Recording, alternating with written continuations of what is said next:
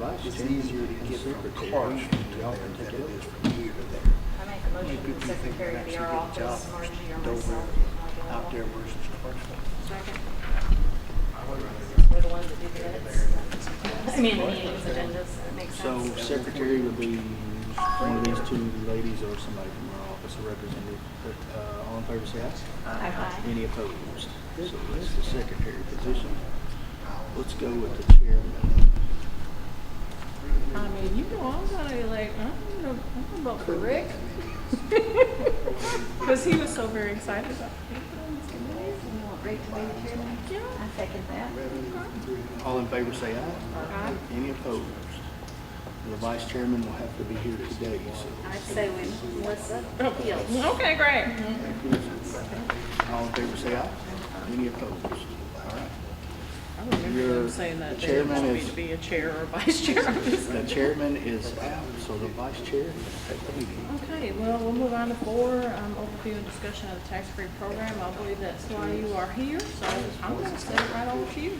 Okay, well, I'm going to try to be as brief as possible, and I will have, If you got 2 extra leads, I'm gonna Yeah, give yeah, them to the paper. I Is that do. okay? Thank This Yes. is not stuff. no, this is straight off the I internet. can work with Laura if you need to. In fact, it's all comptroller public I've information. got a copy here, please. I'll give you my copy. I've still got extra. He took it straight off the website, but I That's still good. want to give him. So this program came in Did you have an 2007. extra one? Yeah. One more, then we're done. All right, Then that'll take care of the whole run. all right. Yeah. Sorry, go ahead. Oh, that's fine. So this program came in '07. It was voted in through the legislature on public ballot. And like I said just a few minutes ago, when people voted for it, it said on the sheet, if on your ballot, that it was a tax freeze program for 65 and older. And then I was working with the comptroller's office at that time. And the day after it was put in, we realized that there was a lot more to this program, which is why you've got a packet in front of you. And at that time, we just had an Excel sheet that we were working on. Just to skip to the meat and potatoes, there is a frequently asked questions. It's about 4 or 5 pages. You can go through that on your own. I think you'll learn a lot about the program that way. But a few things I want to touch on before we get off in the weeds is up front. So if you look at this page here with the counties and cities that are listed, I'm going to talk about the pros and the cons. I'm not against this program by any means. I've got too many counties I support that are on it. But I do have a lot of counties that have expressed their frustration with going on it. And I've got one county in particular that loves it. So it would be up to y'all to make the decision from what I say here. If you look at the years that these people were put on, or these counties were put on the program, we had a bunch that got on in '07 and '08, and very few have come on since then. The reason being, as I understand it, is a lot of these talked to the ones that were on it and realized it was a headache. I guess for the record, my name's Joe Griffin. I work with County Technical Service, County Technical Assistance Service, CTAS, and I service and consult with the property assessors across Middle and West Tennessee. And when this was put in place, I think there was a lot of unknowns and there was a lot of work that was at first looked like it was going to be imposed on the assessor's office because they have to keep up with records. You have fully frozen, which is a house that comes in and somebody applies and they get fully frozen. If during that year they make an addition, now they've got frozen and unfrozen portions of the same parcel. And then next year when they reapply, it'll all be frozen. But it won't be frozen down at what this value was. It'll be frozen from next year going forward on that portion. See how this gets in the weeds? Okay, so that part was what scared assessors. There is parts in the assessor's program that makes that easier to work with, but it's still going to require a pretty good amount of time out of the assessor's office.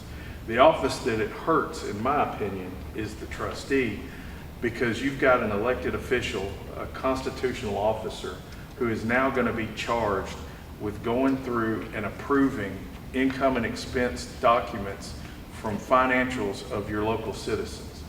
And if they miss it by a few dollars or a few hundred, they talk to her. currently you have tax relief in this county, and as I understand it, y'all even, is the commission voted to match some of those dollars for tax relief? That's correct. Okay. Tax relief is all done on the state level. Just like tax freeze, you have to apply annually. But the comptroller's office has a group of people who sit behind locked doors, and they have a computer that is only shown to them. Even within that office, they're separated. And all day they look at these documents. That's all they do is comb these documents. And they know what to look for. They can quickly accept or reject based on facts, not the person standing in front of them. And I think that becomes a problem, and that's one of the reasons why you don't see more cities and counties on this program, because all of that acceptance and disapproval to the program is done locally.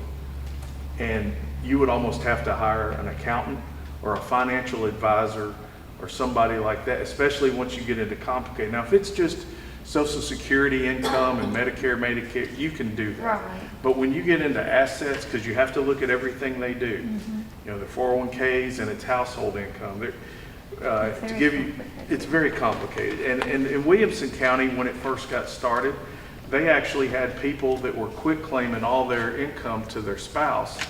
I mean, their property to their spouse, because their spouse stayed at home, and we had $1 million homes on tax freeze that didn't belong there. Now, a lot of that's been fixed in these legislation and these problems here. That is an extreme example. That's not what I want you to base this on here, but just to show you that just because people hand you a document doesn't mean that that's exactly all their income. You have to do, you will be responsible for doing the fishing to find out exactly what they've got and what they don't. You will see a lot of cities on this same page that are on it. A lot more cities are on it than there are counties, because we've got 2,500 cities and 95 counties. But we've actually got, if you go down through here, you will see that Hamilton County is not on the county side, but Chattanooga is on the city side. Your county can adopt it and your city not, or your city adopt it and your county doesn't. Now you've got somebody who's coming in annually and applying for some type of program, and if both the city and county are not on board, they're going to be confused if you have a tax increase in one of those that's not frozen.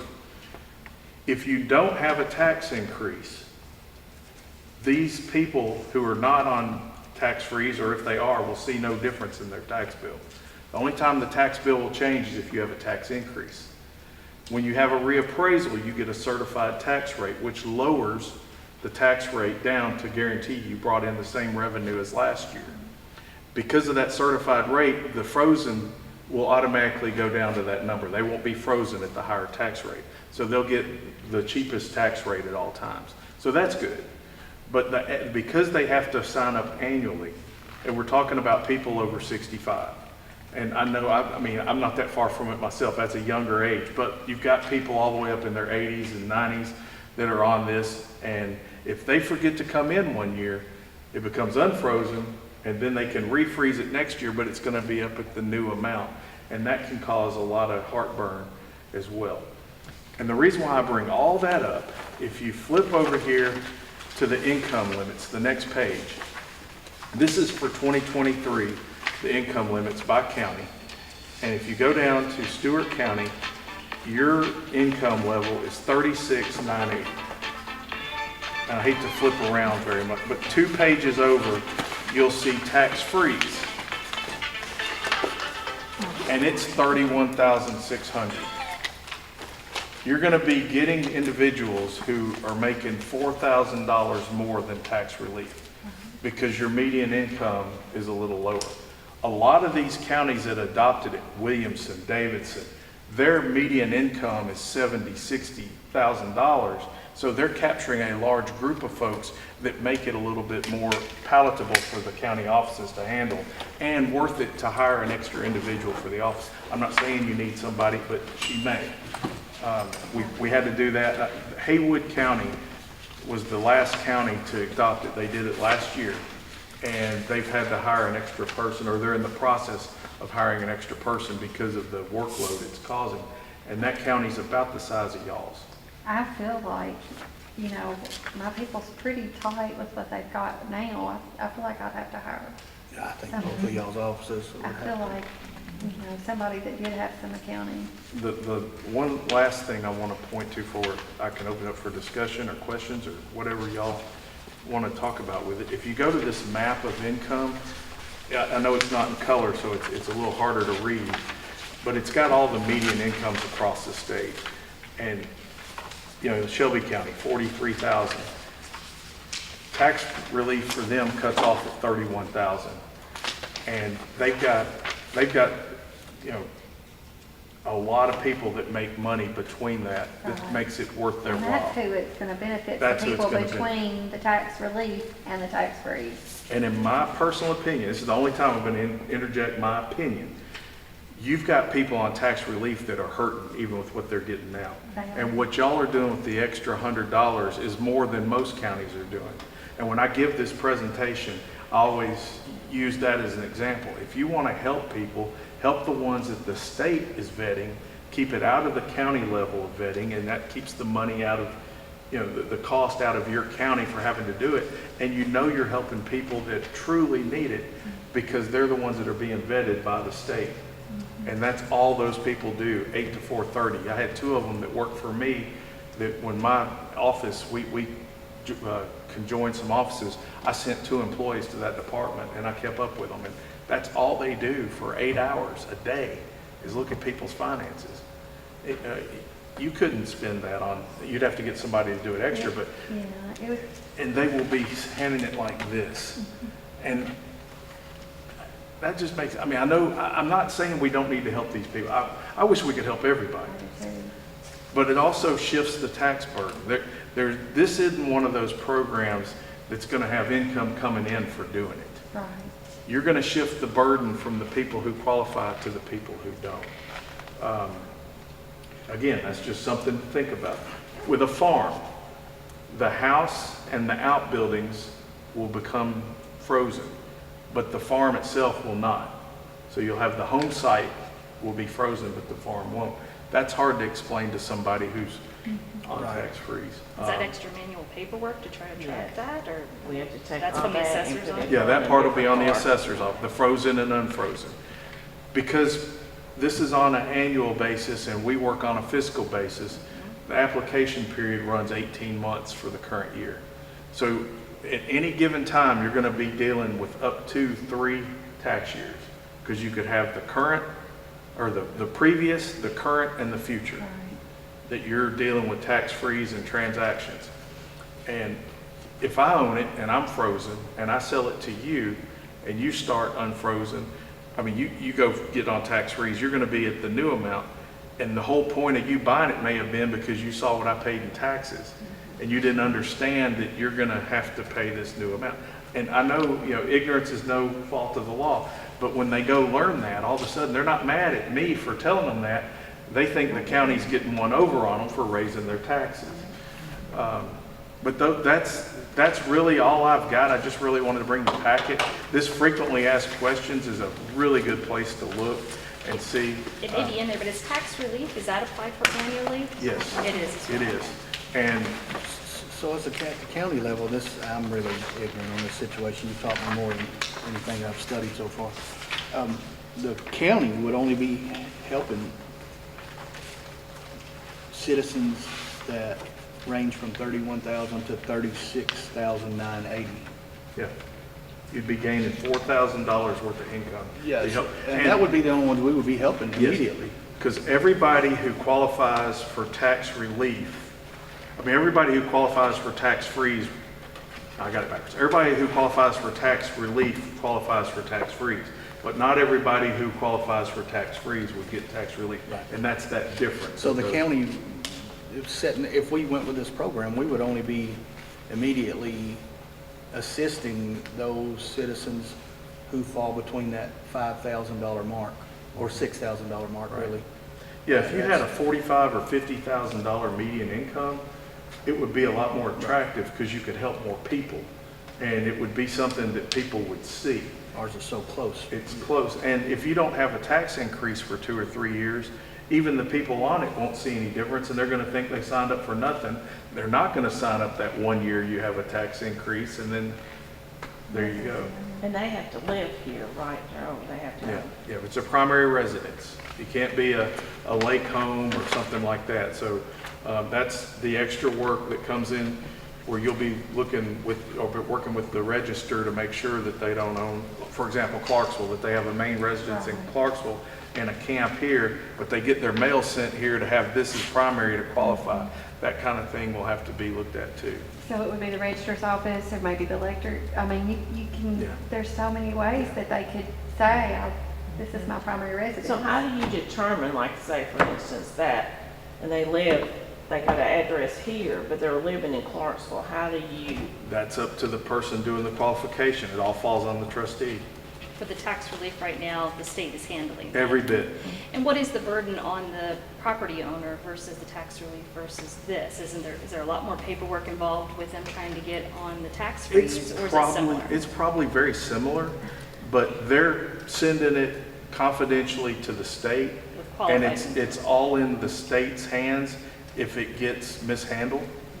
If it gets mailed to the trustees or emailed and somebody leaves a computer open or you get hacked, it becomes a liability of that office So that or that county. personal information could be, yeah. Yeah, that, and, you know, we have that in the assessor's office too with personal property, when they send in their personal property accounts. Those have to be guarded, lock and key and all that.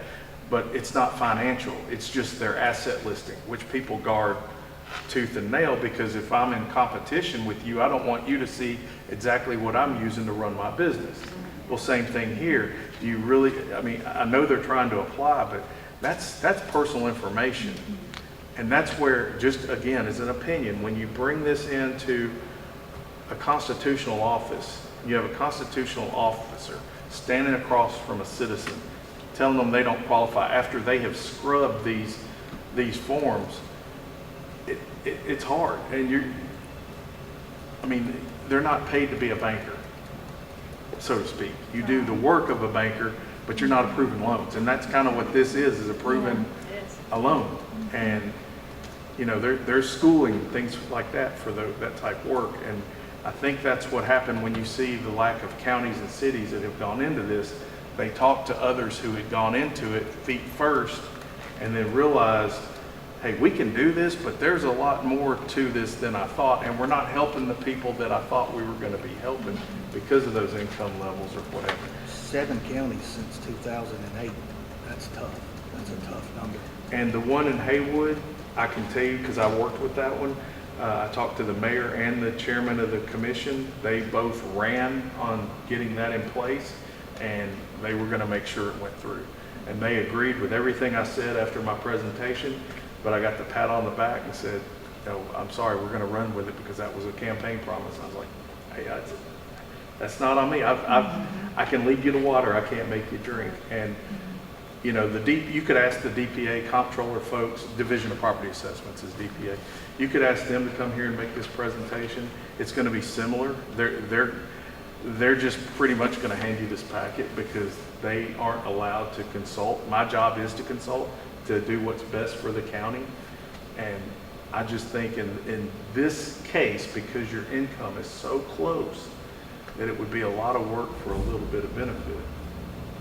But that's just my opinion. That's for y'all to decide, and that, you know, it's county business for that part. I can't speak on that. So if we do it, and we will if that's what the commission wants us to do, but the county has to come up with that money that we're spending, so it's like the benefit to the community is less than the burden to the county. Is that correct? I have seen that. I'm not saying that's what would happen here, but in very similar situations, yes, we've got that in Haywood right now that just adopted it. Because you're going to have the cost of the tax relief in addition to the cost of the additional labor in your office and or even possibly the assessors. I mean, a full-time person just starting out in the 20,000s with benefits can be $50,000 Right. a Even year. if they shared an employee, Yeah. one worked both offices part-time to get it To done. get it, yeah. You're talking 20, but more than likely in the real world, it's going to be one person in hers and probably a part-time in hers. So it'd be, but in best case, I'm thinking it would be one person that would split. They're Well, still even looking- one full-time could be $50,000. Still looking at 80 grand, time you even get a full and a part. Yeah, But with- And that's just the labor. You still need the computer, the equipment, the Right. supplies, those types of things. And Those costs. just again, this is just my opinion, and it's the third time I've said it. A constitutional officer making financial decisions over a public citizen's documents does not look good. To me, that's not a good separation of duties, and you've got elections, and that would just make me uncomfortable. So say for instance, like Joe, we review so many maps a year, so Melissa is frozen. But then when we get ready to go out and review, and she reviewed her map, she has added on to her house. So we have to manually go in there and remove hers, then I give her paperwork, right? Well, she still has what she has My frozen, house is still Right. but frozen. whatever she added, if We it gotta was a change it. remodel, add-in, garage, driveway, We pool, gotta change that back. that value will become new and current and unfrozen, because you'll have from this period till next year to get it applied for to be frozen. It'll just be at a different tax rate. So you'll have, basically, it'll come in one bill, but you will have to keep up with two different tax rates for that one property. Tax relief doesn't do that to the assessor's office. It eliminates all that. It just is a sort of we fix the amount Right. that you can help the individual. Right, she gets a notice of the ones that are qualified, she gets a notice of what the state will be sending her, and she also, I guess, gets with the commission and lets them know how much each $100 is gonna cost for all the people, and then she applies it as a credit. And then they get a bill for the remainder. The remainder. And on the freeze, there's still a remainder. Yeah, a tax freeze does not cut the bill, it just freezes it where it is. Okay. The only time it'll change is in a tax increase, theirs won't go up. Okay. So yes, I guess if you didn't raise taxes ever, you could adopt this, people would get on, you do all this paperwork, and you'd never lose any money, so to speak, from Yeah, the county. I see what you're saying. And, it's not really lost if you never get it, but it wouldn't be any change in the county budget. But then if you had a big tax increase, the however many people on this that don't go up, you'd have to adjust for that in your budget for your income. The city, you mentioned Chattanooga, so if they applied, is it just city taxes that That's are it. frozen? And they still pay full freight on their county.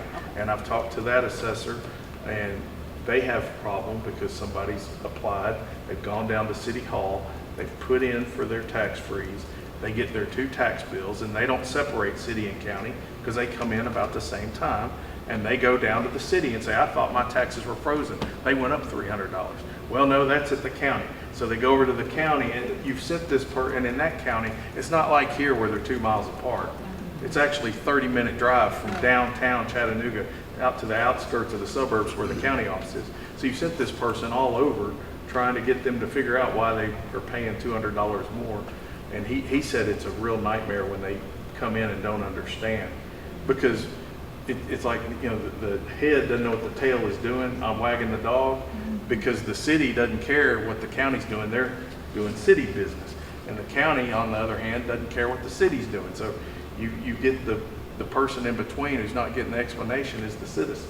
Until somebody finally takes the time to show them exactly what's going on. I'm just curious, in those cases, as a city assessor, do they have those? No. Because if the county assessor's got to do the manual work to break it out between your house and your farm, how is the city then getting The county assessor has to do all that work. So if the city adopts it, then the county assessor still has It's additional work on the Okay. assessor, That's yes. what I was curious now.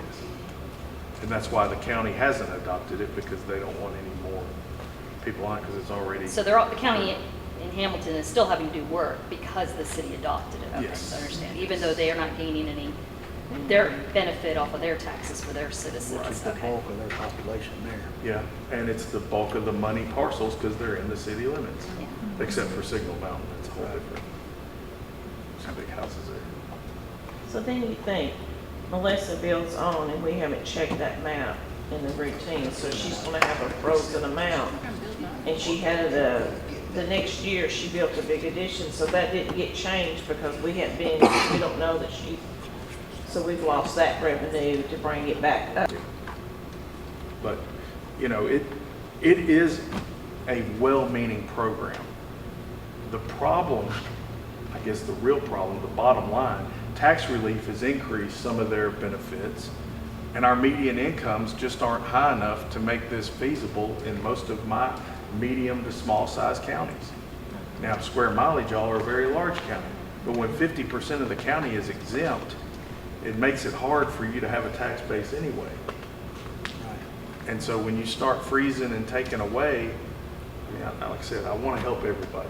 That's not what I'm here to talk about, but when you start getting into that, you're getting into people and persons and equipment in your offices when you start making those cuts. Or you have to plan for those reductions. You mentioned tax relief in our county. You know, Laura brought it to the commission. They approved it a couple years ago. So that has helped a tremendous amount. I mean, is there an alternative that we could do something different with tax relief? Right now, we give $100 towards Yes. each, and the state gives, The state, it's different every year, it's based on a formula. Okay. But last year it was $177, and being the ratio is lower this year, it's gonna be less, so. That's another thing, yes. The ratio has all kinds of problems that it affects the county government. I don't mean to get on a No, tangent. you just. But your personal property and your state assessed properties, which is your public utility, trucking companies, and all that you get a portion of, they get reduced by the ratio every 2 years. So y'all had a pretty good reduction this year, It's which was a loss to 164. budget.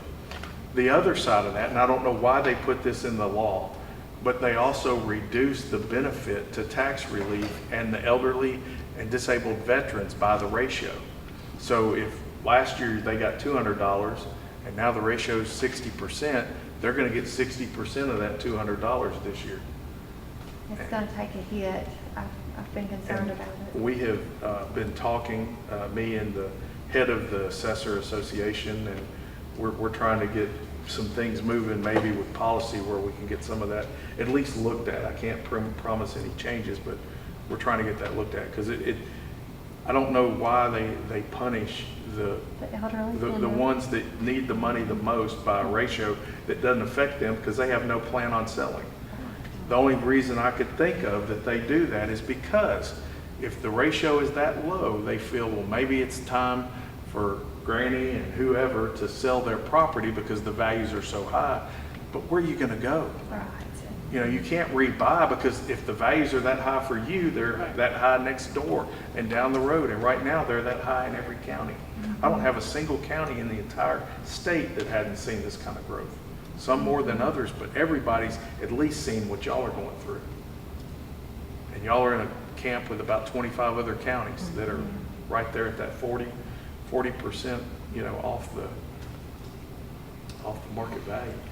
well, I mean, I don't work in an office, I'm a finance director, but I don't work where I hear from the constituents like the other, you know, constitutional officers. But to me, if you have a very small window with doing the tax freeze, granted, we can't figure out that exact percentage without seeing everybody's financials, but I mean, I'd rather see the tax relief increase to offset potentially those people, you know, where that, and the burden is still staying with the state. That would be from a purely financial perspective, that's going to be a lot more beneficial to the county and the taxpayers as a whole.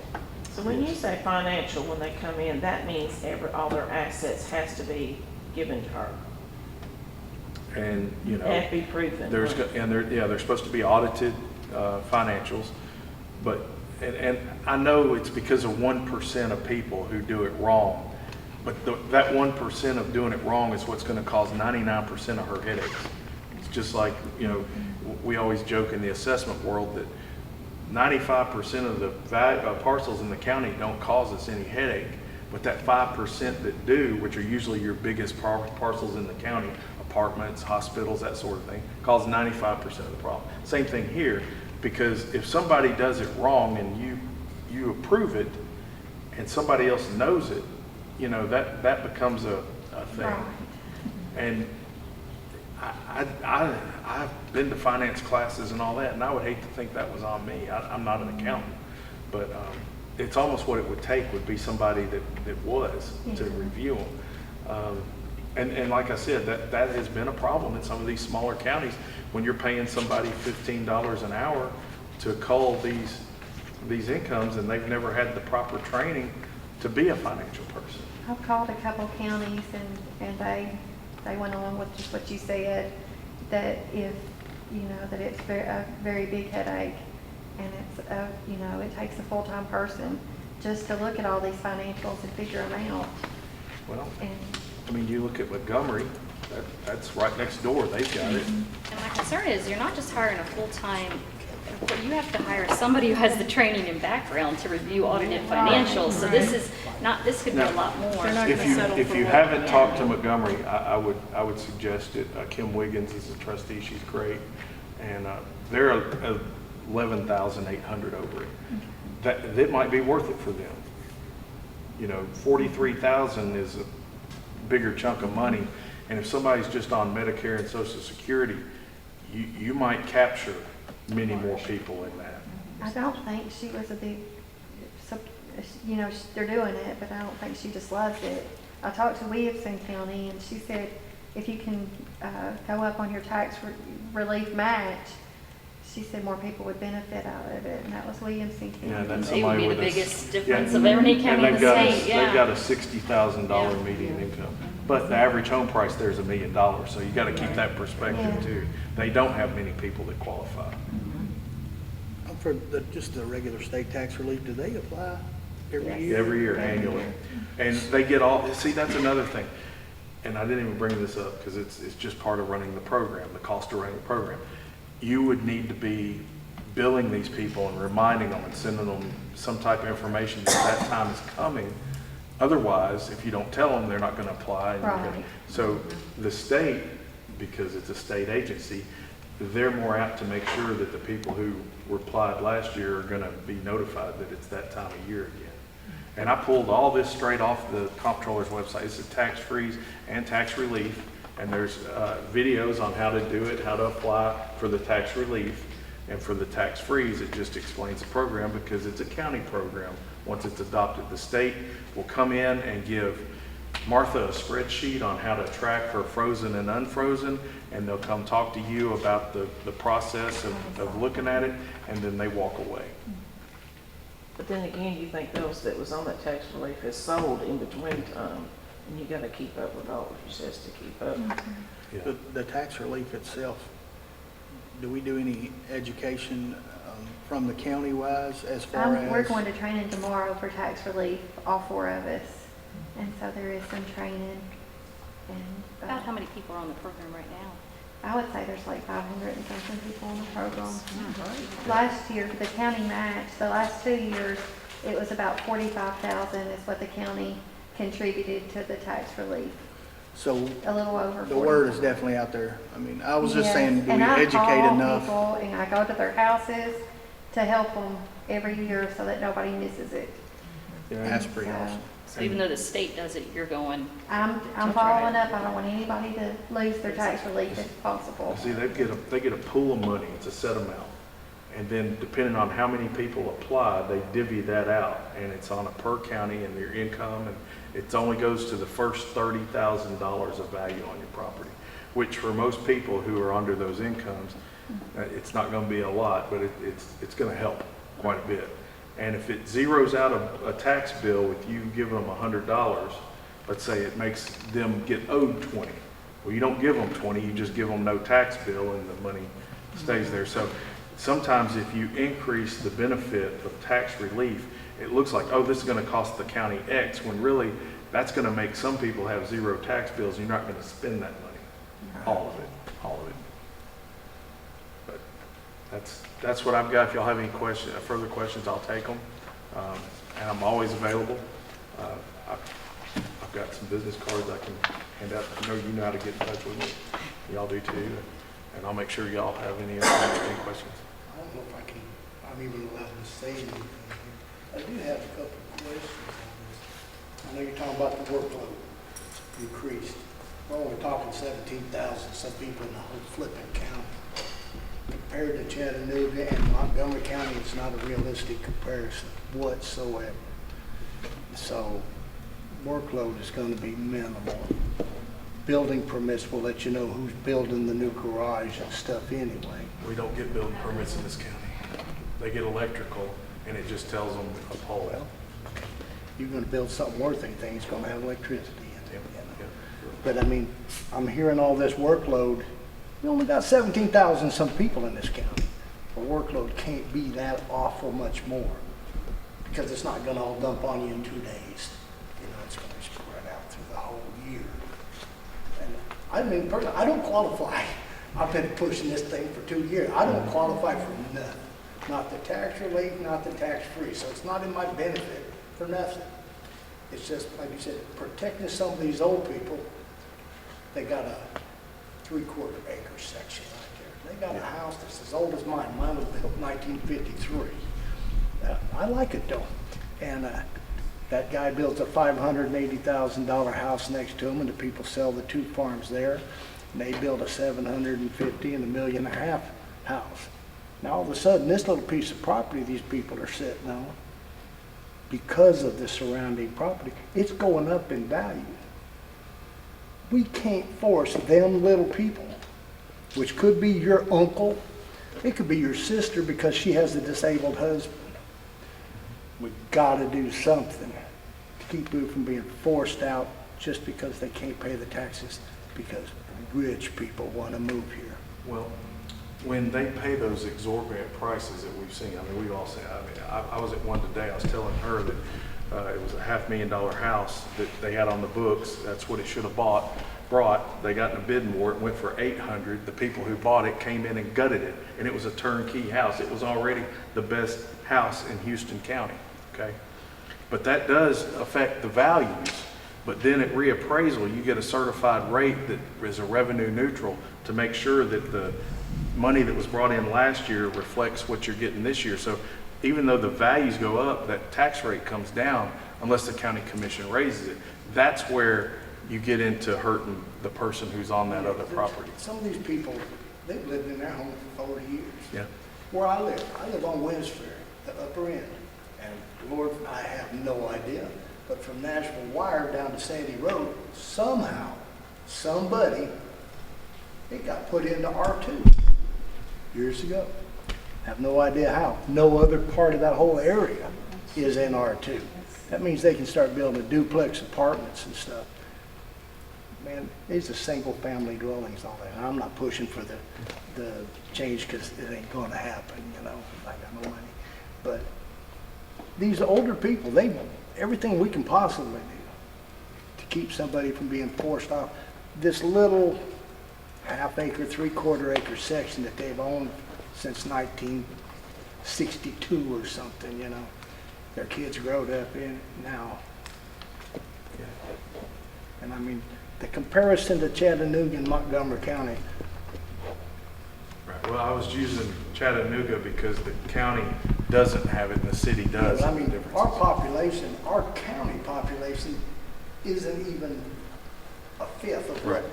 That's why Clarksville's population I was is. comparing it to Haywood County that just adopted it, and it's causing heartburn with those 2 offices in that county, even though they're very similar in size, very similar. That's where Brownsville is, and Yeah. Stanton, and they've got a city that is being disbanded because they just don't have enough people to keep it going. It's broke. Talk about something, and that was one of the reasons they ran, was to try to alleviate that and save it, and it hadn't done so far what they expected because number one, they haven't raised taxes. So these people are on a program, but it's doing nothing yet. You know, if they ever have Well, I to know we raise got taxes. A very nice tax rate because I bought 2 pieces of property with lots, not acres. Everybody says, how many acres did you buy? Guys, I start laughing. 250 2-foot wide lots. Their tax structure is crazy high down in South Texas. And the Yeah. town is defunct. There is 0 municipal anything. And all you see is abandoned house, abandoned house, abandoned house. You know, their problem down there is if they can't get them cleared off and clean the lots off, nobody wants to spend $20,000 to tear off an old building to buy a $5,000 lot. Shelby County's got 900 right now, houses that are valued at less than $10,000, exactly what you're talking about. Yeah, Just and it abandoned. costs more than that just to remove it from the property. And they keep the value low in case the county has to take it over. It won't cost them a fortune to buy it. Well, I mean, I've seen tax increases on my property, but like you was talking about, even if you build a 2-car garage after you freeze, then for half a year or whatever, you're gonna have an increase because of this. Mhm. Well, mine, I put 42 yards of concrete out. Oh, wow. Well, I have to, I live on a hill, and if you're gonna make anything level, it's gonna come out of the ground. So I got one section that's that high. Wow. Put a big That's a lot. carport over it and everything. It's a lot of trucks. You gotta use, you can't pour a slab, you gotta use what they call a monolithic slab, which is sides Yep, yep. and floor it all in one, and the center actually keeps anything from moving. Yeah, what they can do with those trucks now is ridiculous. They can Well, pour 3 different ways in one We truck. did a lot of it in Florida when you was building on the sand. I worked down there for a few years. Usually stuff shifts on sand. You're not really a widow, you couldn't get married. Well, then. Yeah, but, that's you all know, I- this was just a discussion about tax freeze. This is nothing that has to do with the county business of it. They're not making a decision today. That will all be done at the commission. I was just asked to come do this part. And I I'm thank free. you too, because you put it, I mean, I've read most of this already, and the way you articulated it wasn't a third grade level for me. Thank you. Well, you get back here in this law, and him and I, Buck and I were talking beforehand, and you get back here and you read this part, and it says one thing, and over here it contradicts, but it's not really contradicting. It's, you got to follow Right. the rule, and I'm not an attorney, and an attorney wrote it. And so I had to get an attorney to explain it to me on a third grade level, and then I go around and teach it. If they write stuff up on a third grade level, you wouldn't need so many attorneys. We wouldn't be sitting here having this conversation, and everybody'd be on tax freeze, because it would have been 65 years of age, period. That's the If only you're a thing I qualify homeowner, for. you get it. Because I'm over 65. And you move forward. But when they started putting all these little Very. nuances in here, that's where the problem of the workload. One application could take her a week to research the ownership, the income, and then you have to do that same amount of time trying to figure out, okay, if it's a farm and we're going to allow the house and the outbuildings. Well, these outbuildings are 5 acres away from the house. We're only allowed to do the first 5 acres around the house as the home site. So these aren't included, but this, I'm telling you, it has become, it's hard. I'm not saying it's impossible, but it's hard.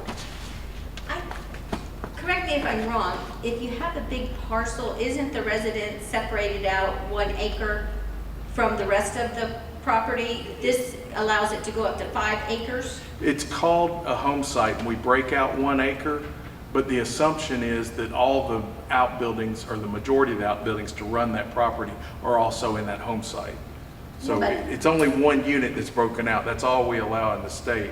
But under the interpretation, they could use up to 5 acres for it, but they don't get credit, but just for that home site where the house sits. Yeah, so then you, normally, the buildings, I mean, that would be part of the assessment with that right there. It's already broken down in the website already. The assessor already has that information. Right, but then you've got to keep up with frozen and unfrozen, because the land will run at a different rate. It's because they're going to have different tax rates. That's the, Yeah, I The- understand that, but on the assessment, it has the home site, 1 acre, and then it has the land. Right. And it has it even broken down by pasture and forest, so it shouldn't be that hard if it's already in the assessment database. I'm thinking, if they go up to 1 acre and it's just the residence. right. It's just the frozen and unfrozen that Yeah, happens. yeah, that would be a little bit of work. We thank you. All right. Thank you very much. That was, that's an education anyways for me. Well, it's not easy to understand. Well, and I don't think any of us want people to lose their homes. I mean, No. certainly not. And I'll do whatever, to help the elderly or anybody else out in the county, so it's, basically, it's, the commission's decision on how you want to go forward. I just wish y'all had a higher median income I do too. to get more people. That's the whole, that would be my only concern. Maybe you guys could just do a thing. But- Who would qualify and how The- many people to see if it's worth it? Might not be Yeah, you that may many. have, there might be in census data, you might be able to see, you go to the website and look at census, how many people What's make it? between this and that, and their age. You'd have to look at their age and their income. That could probably be obtained. I'll look at And that. they adjust these incomes too annually. So these incomes are constantly being looked at and going up. So if you do get too many of the people in here from out of state who bring that high dollar job, and the income level of the county goes up, that's going to help get more people on the program.